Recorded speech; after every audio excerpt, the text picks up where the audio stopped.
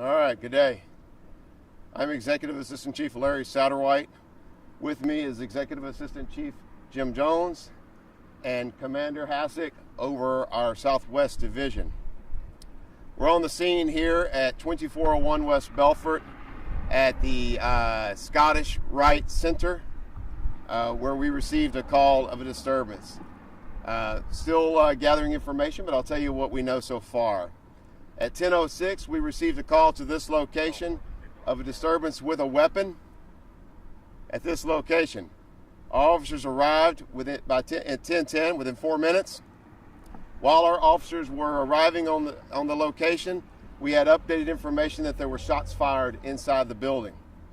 Officers immediately went in, and right as they went in, they engaged a male who would turn out to be our suspect from a distance on an upstairs landing, and once determined very quickly that he was our suspect, went into initial conversation with him. That male was not armed with a firearm that we could tell at this time, but then again from the distance we did not know what he had in his possession. The male seemed erratic as the officers began negotiations that we were not sure of if we had hostages in the building or not. We very quickly confirmed that we did have 2 male hostages with the suspect behind them in a room. During the course of that conversation, that negotiation with the suspect, he released one of the males. He is a 91-year-old male that works here. He was injured in the hand. He was released and came out. Not knowing the condition of the other hostage in the room, our officers pressed on the location and on the suspect. And once he saw that we were pressing, he surrendered, and we took him into custody. Our other hostage, thankfully, was not injured at all. So with that, our suspect that we have in custody right now is a male, approximately 30 years of age. He appears to be of Middle Eastern descent, but we don't have that confirmed, and we're going to have to do additional information to figure out, more about him and why he was here. We don't even know why he came to this location. We do know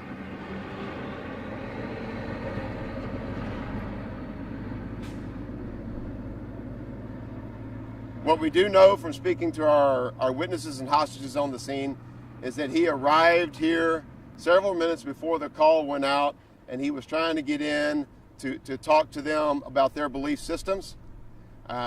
They were not allowing him into the objective because of his behavior. He circled the building and then actually broke a window, and that's how he got into the objective. And then from there, they were calling right away, calling 911, calling for the police, which we did respond. And then I've already told you how we took him into custody.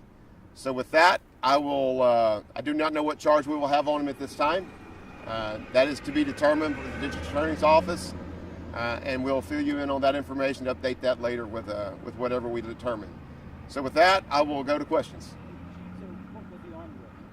So he was armed with a screwdriver, is what he ended up being armed with. We believe now that what was thought to be shots fired was him actually breaking the window to break into the building. How many people were in the building at that time? Do you have any numbers? I don't have the exact number. It was at least 4 we know of. The caller was in another office, a female caller. So, and then of course, one of the leadership of the business here was there, and then of course our 2 hostages that I've already talked about. What part of the building did happen? It happened actually right towards the front, upstairs.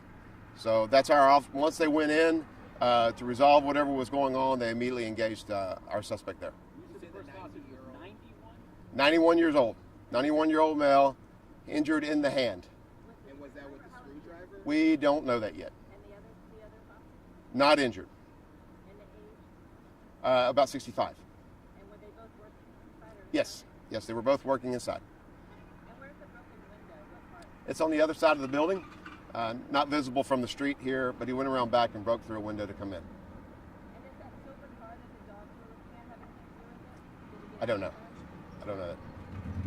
Possibly. Can you give us the background of what this building is or what it was? It's the Scottish Rite Center. I don't have a lot more beyond that, so I'll have to follow up with you on that. When you said officers engaged with the suspect, So when they engaged with the suspect, we didn't know what we were going into.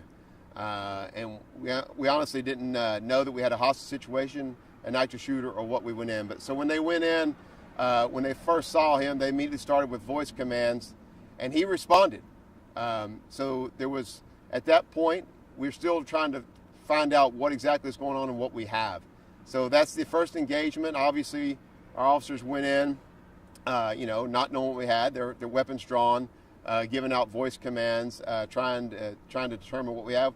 Did we have a second person in the building that was potentially a bad actor? We didn't know. So there was a lot to be determined, and we were still trying to figure it out. But again, when we first engaged him, he was not armed with a firearm that they could tell when they first saw him.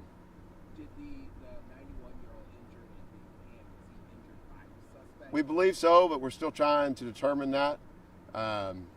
There was a bit of a physical conflict between our hostages and the suspect upstairs. So we don't know how our complainant, our 91-year-old victim, how he got injured in the hand. We're still trying to figure that out. What kind of contact?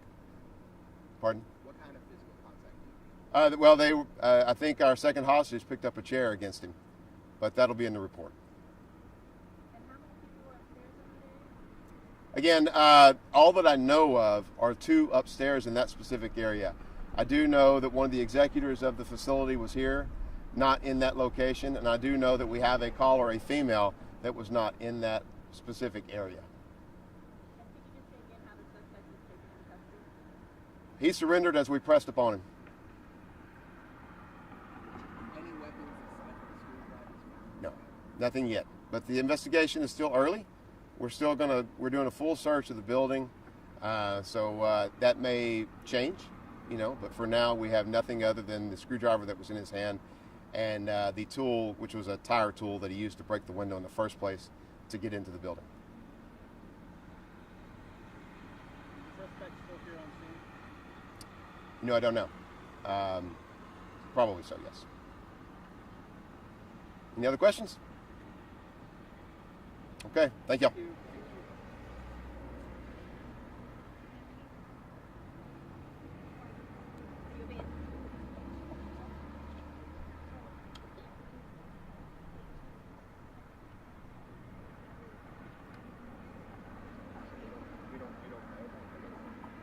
don't know why he's doing